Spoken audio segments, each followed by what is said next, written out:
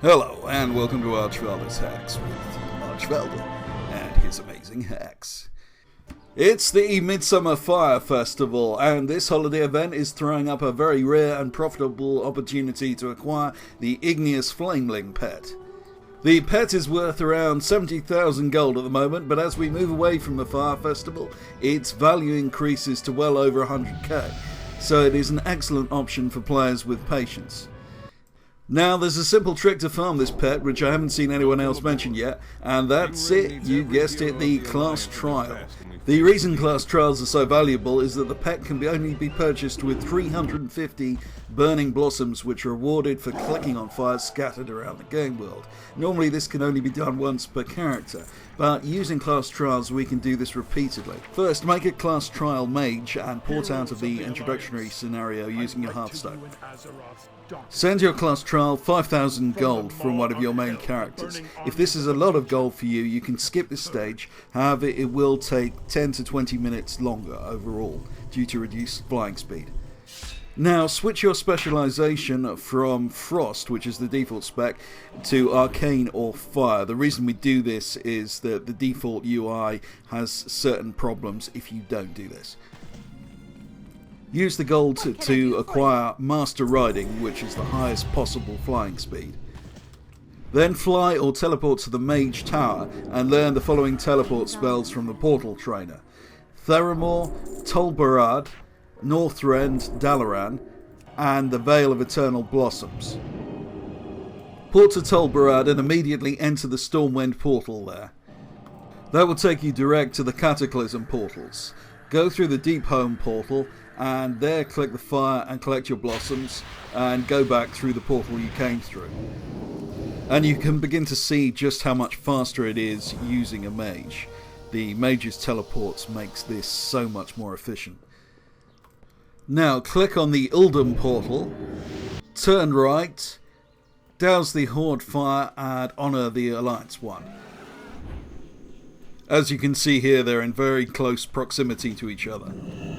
And you can see how this farming method works. We're spending almost no time flying at this stage, we're just porting between bonfires. How are you? See you around. Now return to Stormwind via Tolbarad, and this time go to Mount Hajal. And there's a return portal directly behind the fire you click on. And having returned to Stormwind, our final Cataclysm destination is the Twilight Highlands. And as you can see here, it requires a bit more effort to get to the fires in the Twilight Highlands. You have to fly roughly into the middle of the map. Something you might want to do whilst you're flying around is queue for the Frostlord Ahun dungeon, as you can get a significant amount of burning blossom. I haven't included that in this video as I didn't want to break up the flow of it. However, if you do queue for that dungeon whilst locating bonfires, you will record a faster time than I show in this video. Having dealt with the two bonfires in the Twilight Highlands, we are now finished with Cataclysm content, and we're going to port straight to the Veil of Eternal Blossoms in Pandaria. As with most of the Earthen Ring Cataclysm bonfires, the Pandarian bonfires are mostly cross-faction and award 15 burning blossoms for honouring each bonfire. The only exceptions are these Alliance and Horde bonfires at Mogashan Palace. And those are just north of the location you port to.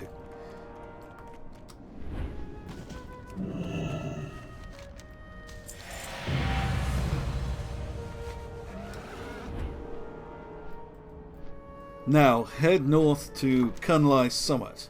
I'm going to show the approach to this one because it's easy to miss as it blends into the scenery. Notice that the Pandaren fires are rather smaller than the other ones in Azeroth.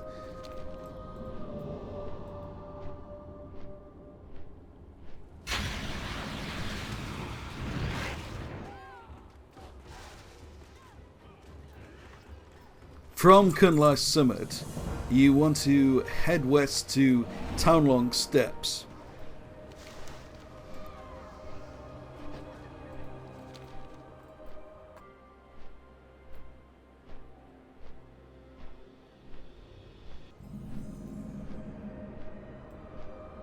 From Turnalong Steps, head south to the very southernmost point of the Dread Wastes.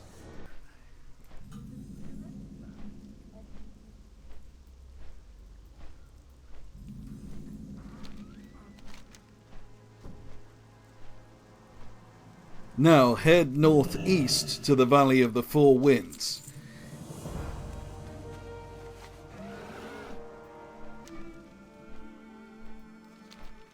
Now from here I made my way to the Temple of the Jade Serpent in the Jade Forest, where the final bonfire in Pandaria is. Almost certainly it would have been better to teleport to Tolbarat, then take the portal to Stormwind, and then take the portal from Stormwind to Pordon Village, and then go to the Jade Forest.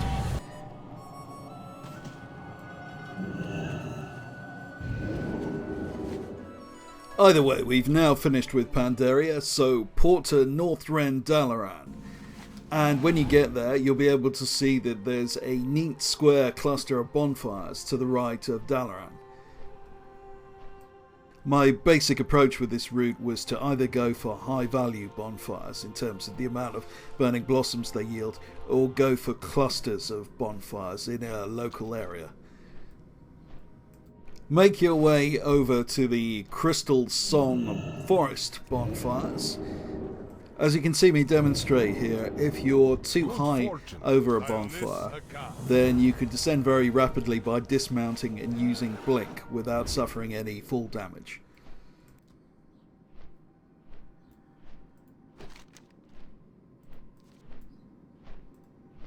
When you're done with Crystal Song Forest, head north to the Storm Peaks.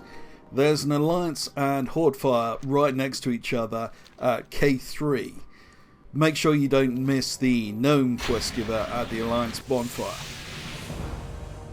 Gnomes are tiny.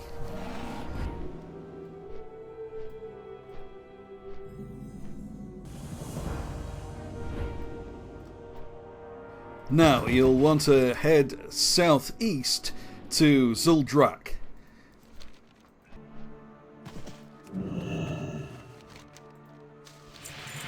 And after dealing with the fires there, head south to Grizzly Hills.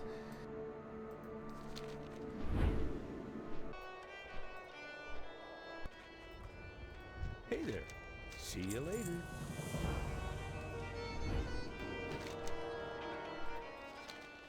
You've now finished with Northrend, so use your Garrison Hearthstone to take you to Shadowmoon Valley in Draenor.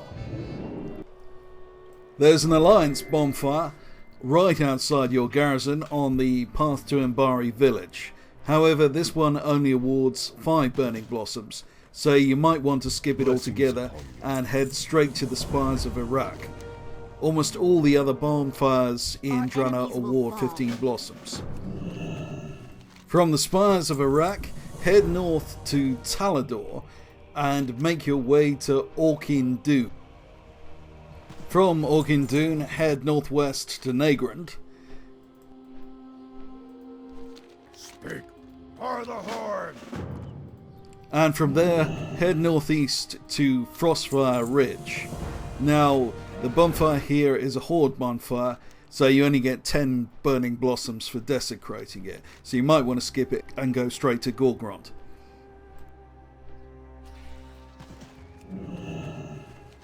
Not sure where these bats came from. The final bonfire is in Gorgrond and lies on the border with Talador, and for that reason it is really easy to miss. It's kind of difficult to spot from the air as it blends into the terrain.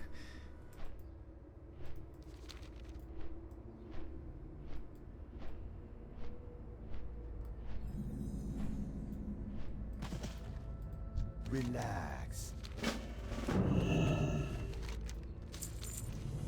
Now we're finished with Draenor and we're getting pretty close to our target.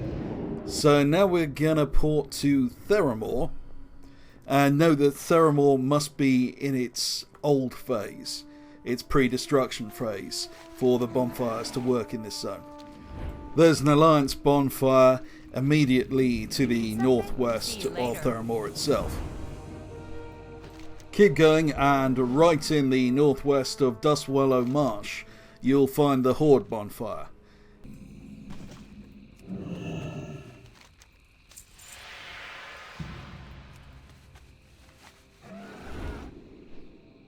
Just over the ridge in front of you is the Southern Barons Alliance bonfire.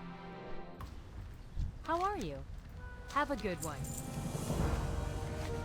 After that, head west to the right of Desolation Hold to find the Horde bonfire for that zone.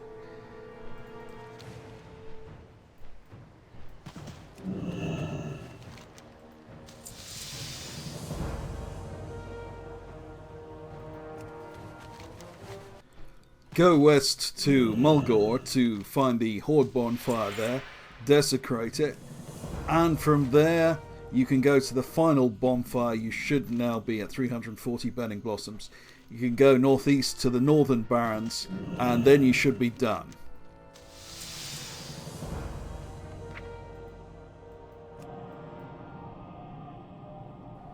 Teleport back to Stormwind. Fly down into the Midsummer Festival area next to the stockades and collect your pet. This run took me 48 minutes plus another minute or so when I sent the character gold from my main. By comparison, another YouTuber, the talented Captain Trips, did it in 40 minutes. However, in my defense, the captain used an existing character, so there was no setup time. And also he took advantage of the bonfires in capital cities, which yield quite a lot of blossoms. I avoided doing this because a level 100 isn't well equipped to deal with guards, much less enemy players. And when you take those elements away, our results are quite similar, even though the captain used a different route. I would recommend viewing the captain's video, it's fascinating, and I'll leave a link in the description below. You can certainly improve on my time listed here. For example, just doing the daily Frostlord Ahoon quests will add 33 blossoms to your total in just 3 minutes, which will knock at least 5 minutes off your overall time. You can queue for the dungeon while finding bonfires, so there is no queuing downtime. I tried not to complicate the video and so avoided doing non-bonfire stuff. Additionally, one of my patrons, a Charlie Wilkerson, stated that he has devised an ingenious method for acquiring 350 blossoms in just 28 minutes on a Horde character. So obviously there is substantial room for optimization there. Charlie posted the route he took in full on my Patreon. Now you can do this a number of times on class trial characters as well as on any max level characters you may have, though obviously it's going to be rather slow doing this on a non-mage. Now, about selling the pets, I would put only one on the auction house at any specific time, on any specific realm. This is a niche market with a limited number of buyers, and putting more than one on the auction house at a time seriously devalues the price of the pet. The more patient you are with these pets, the more money you make overall. Their value noticeably increases the further away we get from Midsummer as supply dries up. It is well worth levelling up the igneous flamelings, as this can add 20k or more to their price, and it's a good idea to do this during a pet battle bonus XP weekend. Bear in mind, pets can be caged and sent cross-realm via mail to any character, so if you just want to buy tokens, you can try selling them on a low pop realm where you'll have an effective monopoly. I've seen people trying to sell these pets for almost 300k. So, there's the video. If you liked it, why not subscribe?